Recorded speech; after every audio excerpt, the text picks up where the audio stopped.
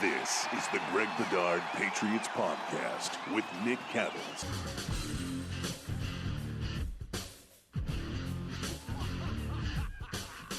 We've got a lot to talk about. Busy last few days for the Patriots. Greg, let's dive right in with the trade of Shaq Mason. Mason goes to the Bucs. This happened yesterday for a fifth-round pick. Your thoughts on the deal? And I especially want to get your thoughts on Mason because you're one of the only guys that I saw tweeting out yesterday that thought Mason did not have as good of a year as you might have thought. Yeah, what's interesting, Nick, is that, sort of because I'm a one-man band over at BSJ, a lot of, you get busy with certain things. And, with the Patriots, it's been a busy offseason from, staff and front office defections, Tom Brady retiring, combine, stuff like that. Like some stuff like year review stuff got sort of pushed off for me. So I was trying to catch up right before free agency because I like to go over my numbers just one last time to sort of, hey, take a sort of 1,000-yard look at things. And Sunday night I was going through I decided for the first time, everybody knows that listens to this, I do sort of my own sort of plus-minus system as I'm evaluating film. So this year, I don't know why it just occurred to me this year, but I was like, why don't I put those numbers for each player from each game onto my spreadsheet? And then sort of, maybe that'll give me a bigger picture. So I started doing that for the offense, and I was going to publish it Sunday night, but somebody decided to unretire. So I put it on, so I put it on the back burner. But one of the things when I looked at the offense, one of the things that stood out to me was a couple of different things. One, hey, maybe people are being too hard on Nelson Aguilar. Maybe it was just sort of circumstances that dictated that he wasn't productive last year. I didn't think he was bad, and my numbers sort of backed that up when I looked at it, even though he just didn't have a lot of numbers. The other thing that jumped out to me, Nick, and I actually wrote this, and of course I didn't publish it, so I look like an idiot, but I was underwhelmed by Shaq Mason's numbers when I went back through it last year. And I came to the conclusion, is he worth the $10 million that they're going to pay him? Is he still on the upside of his career like he was when the Patriots gave him a big money extension? And what I found was, through the Falcons game, I had him for a net minus 23. Now, that sounds awful. But offensive line, in my plus-minus system, every position group is sort of different. Offensive linemen have a lot more opportunities to have negative plays than, say, a running back who, outside of not picking the right hole, drops, fumbles, penalties, not a whole lot of opportunities for minus plays. So they're always sort of in the plus. In my rankings, offensive linemen are always in a negative, but negative 23 in 7 games, that's not good, and especially for a guy that the way he was getting paid. Now, I will say, in the final 7, that was 9 games, he was a minus 23. In the final 7 games, he was only a minus 4. So in my rating system, Shaq Mason was really good in the final 7 games. He was below average in the first 9 games. So that just led me to ask the question, could the Patriots look to move on from Shaq Mason? Do they think is he going to be the guy who played in the second half of the season?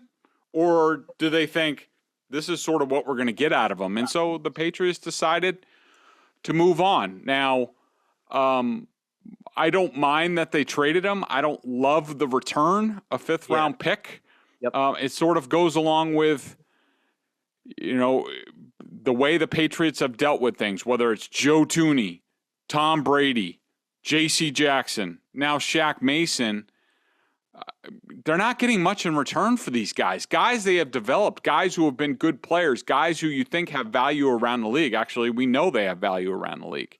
And so, to me, I'm sort of, underwhelmed at the return that they got. I understand why they dealt him. I'm not up in arms about it because I do think guard is one of those positions that you can figure out, and we can talk about some of the options for them. But I didn't hate the deal. I didn't hate trading Mason. I didn't love the return. You stole all my thunder. Pretty much everything you just said. I didn't grade Mason's season. And by the way, if you're watching this video and I keep looking away, it's not because I want to see the new trim. Greg Bedard, I'm trying to stay away from looking at him because he's lost over 90 pounds. If you haven't heard, it's because I'm on Twitter making sure we don't miss anything. So I'm going to keep looking over to the other direction. That's why. But, I didn't grade Shaq's season. But yes, guard is not a tough position to find. You can find guys. The Patriots have done it over and over and over again, finding interior offensive linemen with mid-round, late-round, undrafted free agents. Well, maybe not at that level he was at his best, obviously, but you can find a guy. You've lost Karras and Mason. I would imagine that Owenu will be one of those guys who fills a guard spot. I think they'll be able to find somebody, but the issue to me was the return, and I pretty much agree with everything you said. A fifth-round pick for Mason seems low, and you start to look at these trades. Gilmore, of course, they had a lot less leverage with Gilmore, but Gilmore is a question. Yep. The handling of guys, Tooney, all of that stuff kind of comes back and bites you here, but I'm not going to freak out. The league year hasn't even started yet while we record this. They've got plenty of time to help the offensive line. What's next, though, do you think? I mean, I saw, looking up front, Greg, I saw the name La'el Collins, and there was a report yesterday, I believe it was from Andrew Callahan, saying that the Patriots had at least dug into the idea of Collins from the Cowboys. Collins is looking to leave Dallas. Is that an option? Does that make sense to you, bringing Collins in and then maybe, making some more moves up front? Yeah, it's interesting. And I think I saw CBS had a report, along those same lines today. So maybe there's some fire where there's smoke. I have not heard that. It's possible Dallas is looking to move him. So let's just deal with the offensive line like present day right now. If the Patriots had to line up tomorrow, a lot of it hinges on how they see Owenu. He was very good as a rookie at tackle. They kicked him inside at guard last year. He was not as good. He eventually lost his spot to Ted Karras inside. So in my mind, until he proves otherwise, he's a tackle. So I have him penciled in as the right tackle. I have Yasir Duran as a guy they went out and traded for last year. He played a little bit of tackle. I give him a chance at guard. Andrews, of course, is at center. I have, Justin Herron right now, who I thought came on at the end of last year. Again, another mostly tackle. Try him out at guard, see if he can play guard a little bit, win at left tackle. Now, if they do make a move for Collins or another left tackle, say, like a guy like Nate Solder is out there. I mean, and while I don't, I'm not over the moon about Nate Solder anymore. At least they have some familiarity with him. Maybe they look at a guy who they can plug in there. But say they get a left tackle, then I think things make a little bit more sense, Nick. I think if they get a left tackle, and Collins has been mostly a right tackle, but he can play on the left side. And let's also not forget about Trent Brown, who I don't think they were enamored with, but that doesn't mean that they wouldn't bring him back if it was cheap. But just let's say they get a left tackle. Then all of a sudden you kick Wynn inside to left guard. You have Andrews. You have Durant, Herron, a draft pick. There's been Tooney, Mason are guards that started right away for the Patriots. You plug in, you draft a right guard, which is a little bit easier than left guard for the Patriots. You plug a rookie in at right guard.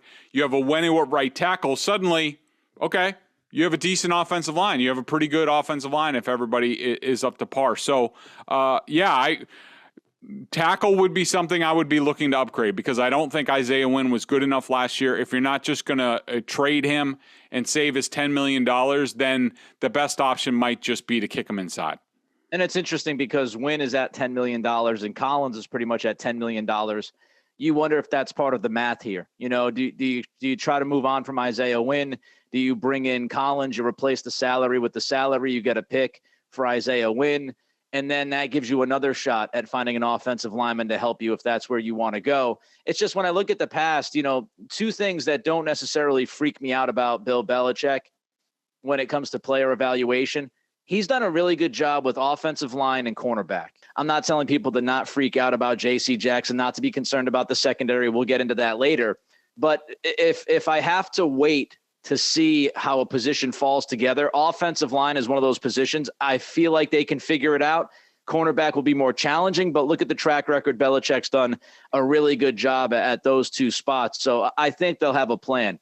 Let's move to the next piece here. Winovich for Mack Wilson. That trade happened. What do you think?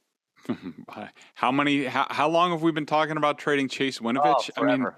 I mean, it's another late move by Bill Belichick. I mean, I don't know why this didn't happen a year ago and clear the decks, let Josh Uche play a little bit more, Ronnie Perkins, like whatever.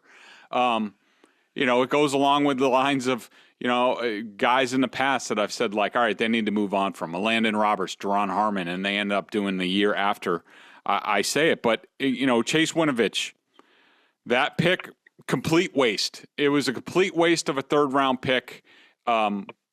It's either they misidentified like what he could do. I mean, they didn't know that he couldn't set the edge, or did they not develop him well enough, which outside linebacker, which now Uche's there and Ronnie Perkins, that's Steve Belichick's position.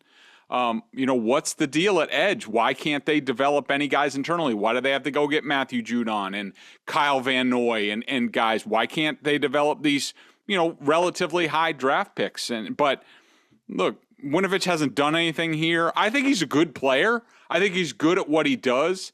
Sub-pass rusher. I would have liked to have seen them at some point say, hey, what is he good at? He's good at running around and going to the ball and flying to the ball. Why don't we stand him up and try him at inside linebacker? Maybe it takes there. Clay Matthews did sort of the same thing in Green Bay, and that worked. I just did not like the lack of imagination with the Chase Winovich career. I think that the Patriots did a poor job developing him or at least using him. I thought they kept him on the roster too long. But I will say this. Mack Wilson, who they got from Alabama, 5th round pick. Winovich was a 3rd round pick, same draft, 2019. Mack Wilson out of Alabama. I liked Mack Wilson out of Alabama. I think he has the potential to be a good player. I think he has the potential to be a starter here, maybe a little bit of an upgrade on Juwan Bentley, a little bit faster than Bentley, same type of player. But we'll have to see. There have been some, he went later in the draft. At Alabama, he went against Nick Saban's advice, which was stay in school for another year. He pissed off some people there about that. There's always been questions about his attitude a little bit, which led to him, being benched basically in Cleveland his last year. I think there's a player there. The Patriots are just going to have to pull it out. But I like the player. I do. And I think he helps. I liked him at Alabama. I like him as a player as well. He might not be as much of a downhill thumper as Bentley because he's not as big, but he's going to help them in coverage. And we've talked about that against tight ends, against running backs. He can at least, help on tight ends downfield, down seam. He's athletic. He makes plays on the football when the football's around him. So I think if you get a little bit more athletic, that's what I wanted on the second level. I don't mind it. Winovich, he just can't set the edge. And we said it 1,000 times. The Patriots want more from their edge players. So he was going to move along at some point. Did they misutilize him? Probably. They could have used him better, as you mentioned. Wilson, more athletic. He's smaller than Bentley. I don't know if he's going to thump downhill as much as Bentley does, but he can cover. He can cover tight ends. He can cover running backs. He can get downfield. He makes plays on the football when the football's around him. He made a number of very impressive plays on the ball when he was at Alabama. So if you wanted to get more athletic, if you wanted to have more coverage from your second level, I don't know if he's going to go sideline to sideline as much, but he's somebody who's going to help them athletically, which I think was a must for this football team. So I don't mind the deal. You weren't going to get much out of Winovich. I think Winovich, by the way, will be one of those players. He'll go to Cleveland. He'll be better. He'll be a better fit. He'll do more, and people will say, oh, how did the Patriots get rid of him? Mm-hmm. Again, it's all about the scheme and what they want. So up to this point, we've got the Shaq Mason trade. We have the Winovich trade. We have Slater coming back. We have James White coming back. We have Brian Hoyer coming back. We have Nick Folk coming back. We have Devin McCourty coming back, which I thought was a necessity with J.C. Jackson out of town. Overall, Greg, your reaction to what they've done so far and what their approach is, and maybe this idea that they could be protecting some comp picks. Yeah, look, it's been underwhelming, but I'm not alarmed. I mean, I didn't expect them to be free spenders. I'm hoping that come 4 o'clock today and the official start of free agency, I'm hoping we're sort of back to Patriots cloak and dagger. We don't know what they're doing. I mean, the trade sort of came out of nowhere. Right. There were no hints about that. Maybe, what I would like to see the Patriots maybe. It seems, Nick, and let me start here, that, I don't know how much fans are familiar out there, but, there's a formula for the compensatory pick. So, sort of the level that you lose free agents and what they get paid, as long as you don't sign someone in the same neighborhood, then you'll get a comp pick. And so, J.C. Jackson's going to get you a very high comp pick, which is a sandwich pick between the third and fourth rounds next year. But to cash in on that, then you can't sign somebody else who's in the same neighborhood, which is why they got nothing for Joe Thuney. They let Joe Thuney walk, and then they signed $8 billion free agents last year. So there's no comp picks for the Patriots this year. Right. I think if I had to guess, I think that the Patriots seem like they don't want to outlay a lot of signing bonus and stuff like that like they did last year. It seems to me that they're more open to trading guys, which if you acquire guys via trade doesn't affect compensatory picks, and you also aren't paying a signing bonus. They just get paid what's left on their contract, or you renegotiate. So there's no big, if you sign Allen Robinson, then you're going to have to pay him probably a $30 million signing bonus or what have you. Whereas if you trade for Robbie Anderson, then you're only paying him his base salary, which is $10 million a year. So it makes a little bit more financial sense. If I had to guess, the Patriots are being conservative. They're open to more trades, like a Robbie Anderson, Lael Collins, that sort of thing. And I think that they're looking to start to recoup some of these picks for the guys that they've been losing. And so I think they're taking a conservative approach. I'm hoping that there's one splash move, possibly like an Allen Robinson, who there's, if you're hoping the Patriots get him, there's been no news on him at all. Yeah. So no news on Allen Robinson and the way the Patriots sort of operate. That would be good news. You would think it would have leaked by now, but I'm hoping they make one splash pick for a receiver. It looks like my dreams of a really good slot receiver are gone. They're all the good ones in free agency are gone. Yeah. Not sure why they wouldn't have been on Braxton Berrios. It's not like he broke the bank or anything. So, but that's where I see the Patriots right now. They're going to look to make strategic trades and sort of fill out the roster with sort of the second tier free agents, whoever's left and that sort of thing. I'm glad you brought up the Robinson thing, because I've been having the same thought. There's been zero word about Robinson outside of Matthew Judon, who just tweeted literally 4 minutes ago at Allen Robinson and Chandler Jones, a gif of the Godfather saying, I'm going to make him an offer he can't refuse. Chandler Jones, Tyrann Mathieu, Allen Robinson, there are some big names that there really hasn't been much going on. And so it's interesting to see what's going to happen with Robinson. The Patriots, obviously, it's been reported that the Patriots were interested in Robinson going back to last season. And then, of course, the Bears decided to franchise tag him. So that kind of stopped the talk. Mm-hmm. But Robinson is such a great fit. I mean, he's the guy I think they believe N'Keal Harry at his best would be. The contested catches downfield, the big target in the red zone, that kind of guy that will grab it with his mitts and pull it away from traffic. And I happen to have a really good friend, one of my best friends in Virginia when I lived there, diehard Chicago fan from Chicago. So I watched more Bears football than I wanted to. But I've seen Allen Robinson, and I'll tell you, people, if you look at his numbers, you might not be wowed in some cases. Watch this dude play. I mean, this dude, you want to talk about unbelievable hands. You want to talk about competing. You want to talk about not worried about taking a hit and gutting through some things. I love myself some Allen Robinson. It'll be interesting to see if, the quiet matches the quiet and he ends up in New England somehow, some way. Yep. It'll be fascinating to see what they do. I do think the Shaq Mason trade is interesting. Maybe something else pops up here because of that trade. I don't think they make that trade just to make that trade. Terrence Mitchell signed, cornerback, vet, played a lot of zone from what I read in Houston last year. Are they done at corner, Greg? You would hope not, but it's possible. I mean, at least they have guys between, Miles Bryant, Jalen Mills, Jonathan Jones will be back, Shaun Wade, and now Mitchell. They could be done. They could say, maybe they have high hopes for Shaun Wade. They could draft a guy. But my question sort of with cornerback, Nick, is, going on what they have now and who they let go in J.C. Jackson, which I absolutely hated because he got $20 million guaranteed the first 2 years. Why not tag him at 17.3? That's the going rate. Another move that I hate. But considering what they have, how they played last year, how it was most effective until the last half of the season in terms of zone coverage, and what they have now at cornerback, which now this Terrence Mitchell signing, I swear to God, Nick, I feel like I'm back in 2011. It's like Sterling Moore and Antoine Molden and Phillip Adams. Like, that's what it feels like. And so I wouldn't be surprised if that's the way that they go. But if they do that, it's time to bone up on the pass rush, because we saw it last year. Matthew Judon got shut down, didn't play well the second half of the season. They couldn't stop a nosebleed.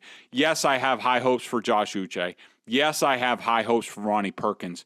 But go get some street free agent, some veteran, outside linebacker, edge type of guy like a Zadarius Smith or Justin Houston or somebody like that to beef up the pass rush. Because if you're going to play, we saw it last year, Nick, and we talked about it all year, even before they went down the tubes.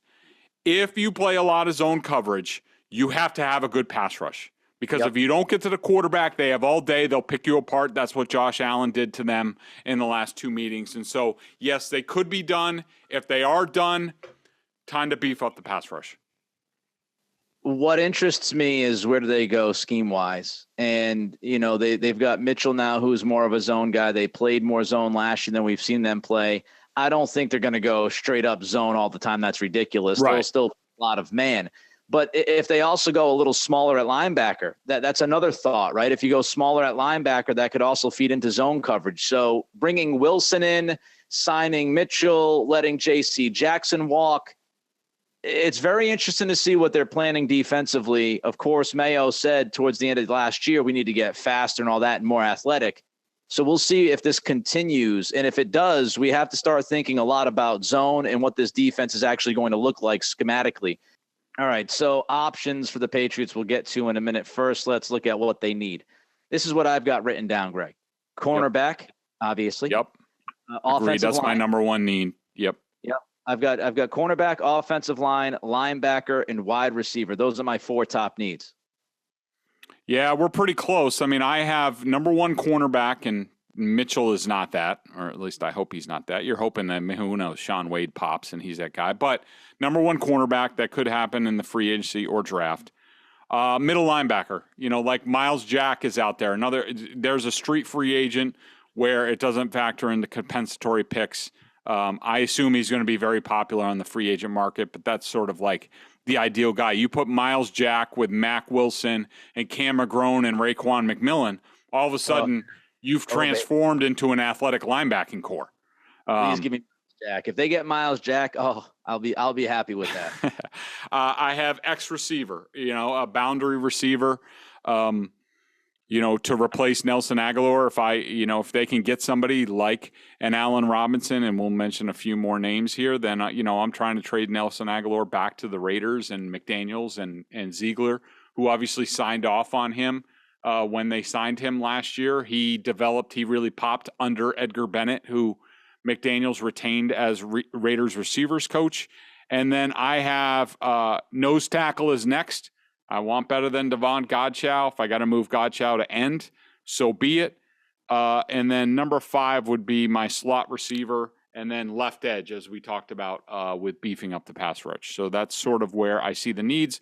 If people want to go over to BSJ, you can see my whole depth chart, my whole needs list, all that stuff is available over there.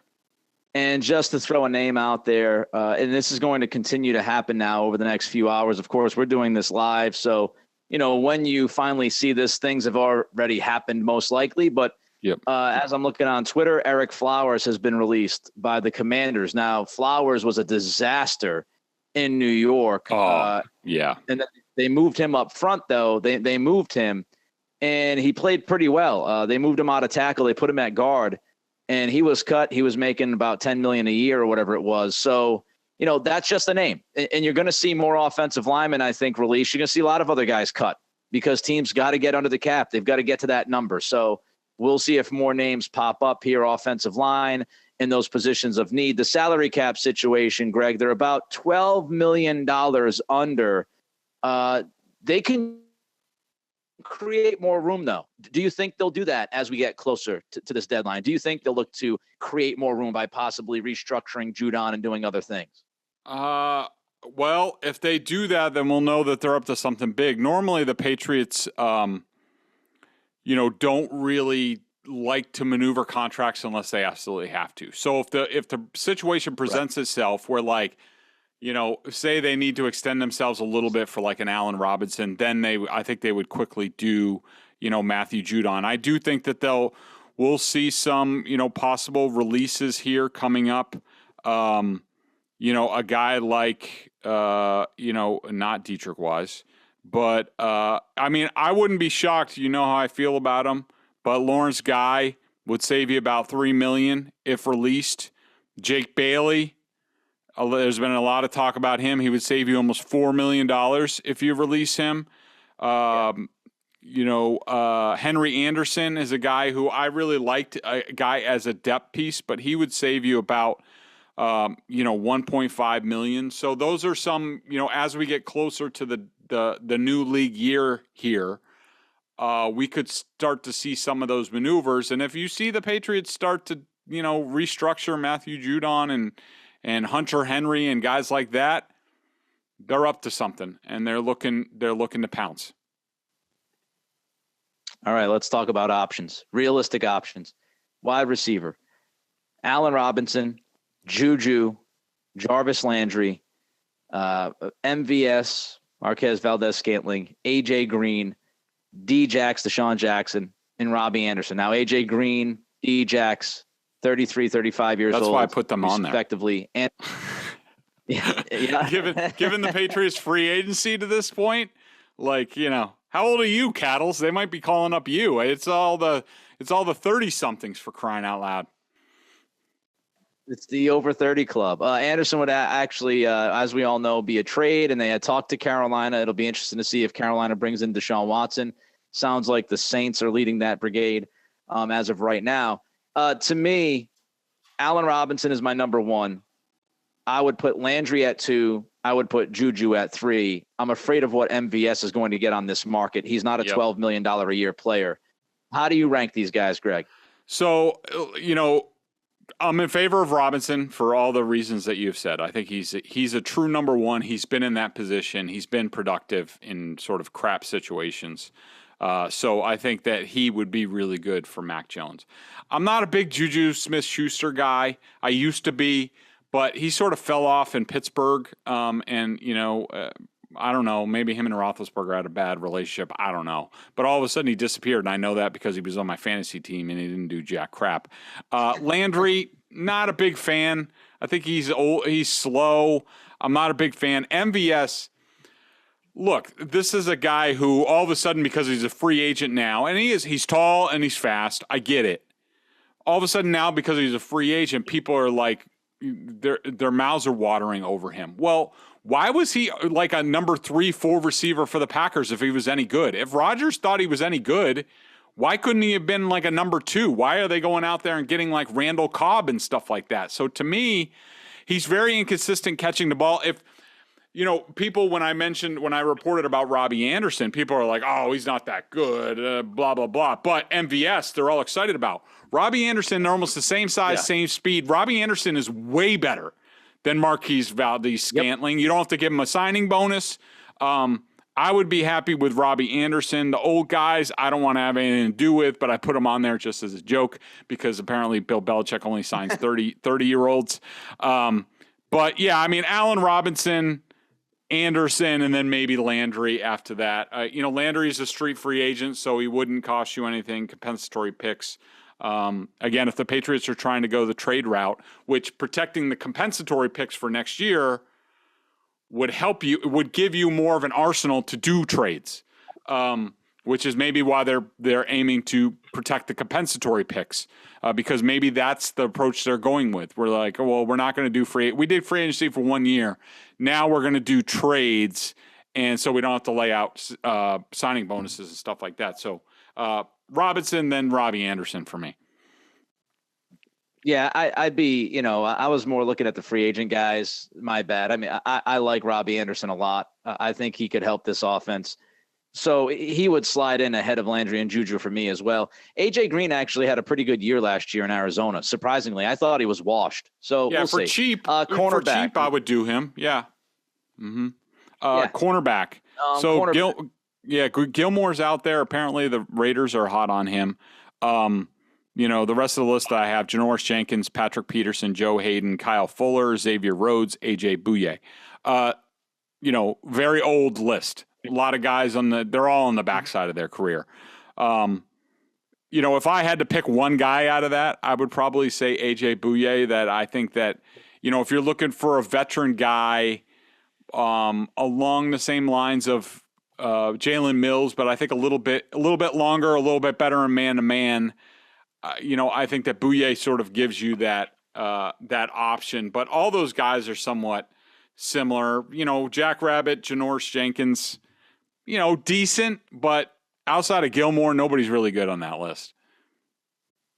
I want nothing to do with Jenkins. I saw him get torched a number of times last year. I'll pass on it. Peterson's okay, but he can't stay healthy. No. Hayden, full. Okay. I'm actually I'm intrigued by Rhodes. If Rhodes could stay healthy, yep. I wouldn't mind that. I agree. It's really been an injury thing with him.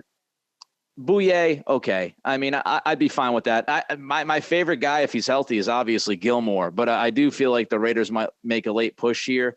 It's been pretty quiet around him, though. Let's move to edge. Zadarius Smith, who was released by the Packers, Melvin Ingram, Justin Houston, Jerry Hughes, Derek Barnett, and of course, when we look at Barnett, we talk about joint practices, Greg. Yeah, I could just hear the other Patriots beat writers. They got a lot of intel from him from the joint practices. They saw him up close, because it happens all the time. We know it happens all the time. The Patriots do joint practices with somebody pops, whatever. They played them they played Mack, the linebacker, with Cleveland this year, and he had a decent game. Terrence Mitchell played against the Patriots this year for the Texans, forced a fumble on Damian Harris. So, I've always liked Derek Barnett. I wouldn't say he's anything to write home about. I think Zadarius Smith, if there was one guy to go after for me, because it could be cheap, he's coming off an injury, that sort of thing. He played in Baltimore with Judon. It'd be nice to have those guys on opposite sides of each other. They're familiar with each other. But all those guys bring something. Ingram, Houston, Hughes. I'm sure there are other guys out there. They all bring something and can bring you pass rush. It's just a question of how much cost. I like Smith. Again, it's a health thing with him for the most part. He was making a lot of money for the Packers. They had to keep Devondre Campbell, who would have been one of my top guys at linebacker for the Pats. They had to bring him back. They had to bring Preston Smith back with more money. And obviously the Rodgers guy, gargantuan contract. So defensive tackle, big guys up front. Akeem Hicks. Ooh, again, health, but I love. Mm-hmm. Can they make up for that mistake from years ago? They've got Akeem Hicks, Calais Campbell, Michael Pierce, who is now out there because Minnesota, they cut him, Yep. Sheldon Richardson, Daquan Jones, and Derek Nottie, who I know is from the Virginia area that I was working at for a long time. Yeah. So your thoughts on those names, Greg? I like all those guys on the list. I mean, I would be fine with any of them, helping out. Obviously, people know, Hicks is one of the few guys that got away from New England, who was actually better or stayed as productive, if not better, when he left.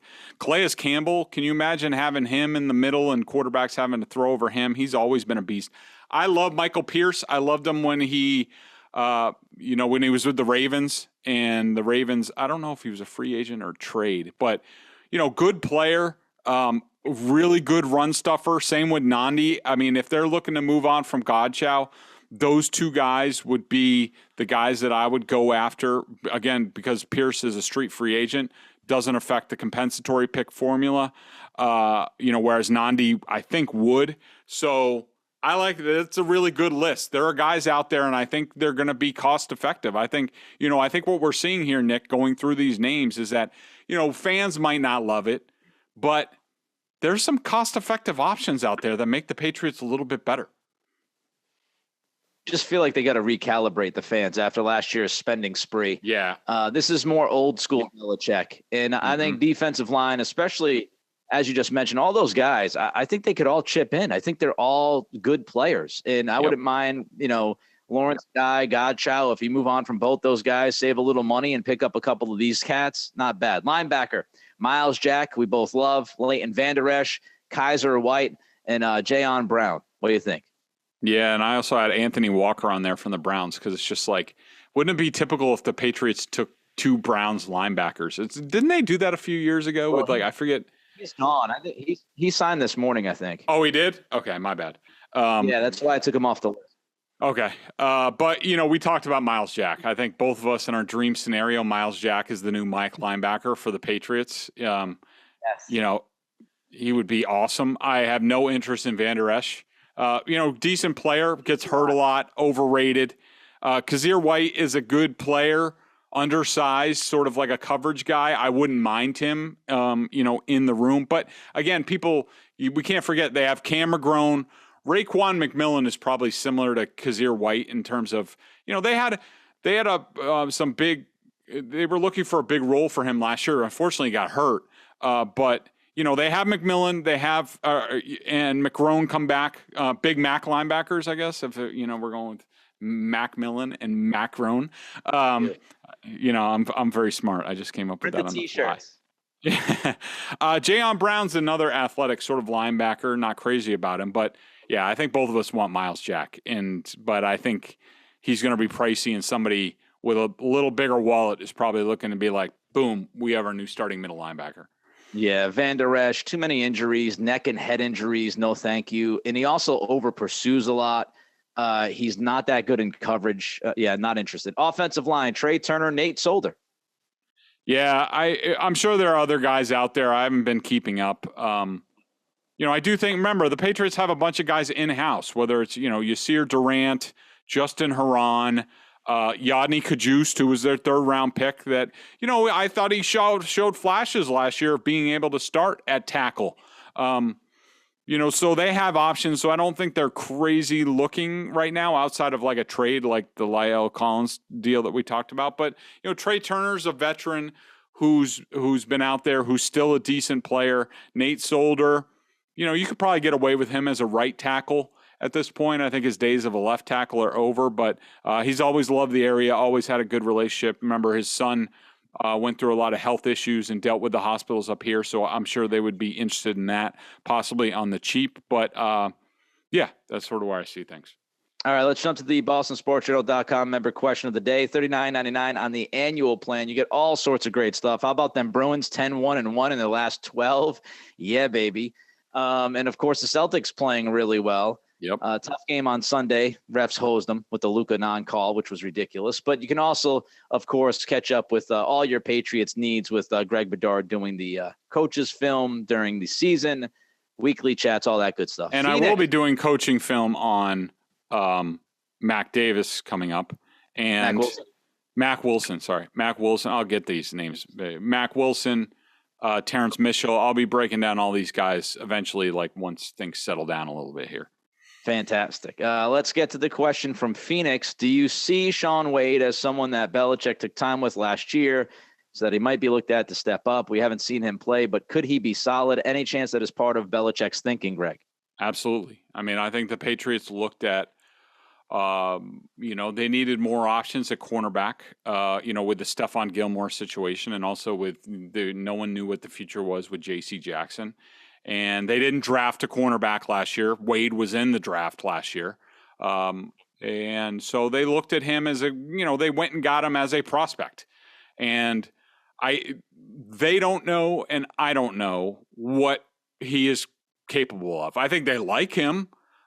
He didn't earn a lot of time last year. They went with Miles Bryant, and that's fine. That's no indictment on him. But I think he is going, along with a lot of other people, I think Shaun Wade is going to be given every opportunity to win a starting job in camp. And people have to remember, the bottom line is with the Patriots, no matter who they add in free agency, they trade for, what have you, they have to earn it on the field here. And whether they play or not, whether they have a role or not, will be earned come May, June, and July and August on the practice field. And so Wade, yes, he will be given every opportunity to win a role right there along with Terrence Mitchell and Miles Bryant and Juwan Williams if he's still here and whoever else. But, yeah, I think he has potential. We'll see on the field. I know this is very difficult for people, but I always say this every single offseason at this time. Be patient. We're not even into the new league year as Greg and I record this. A lot of things can happen. This is not the finished product. Be patient. I will criticize them from pillar to post if they continue to have this kind of an offseason. It's been underwhelming. I agree with Greg, as he said earlier on this pod. It's been underwhelming. They can't fix the coaching, which I will criticize because I just don't get it, especially on the offensive end. But let's see what they do. Let's see how all of this comes together. I mean, if they get Miles Jack or Allen Robinson or they trade for La'el Collins, all these people that have been going crazy the last 24 hours will then have to, backtrack and apologize. So try to be patient. Let's see what they do. Of course, Greg and I will be all over it.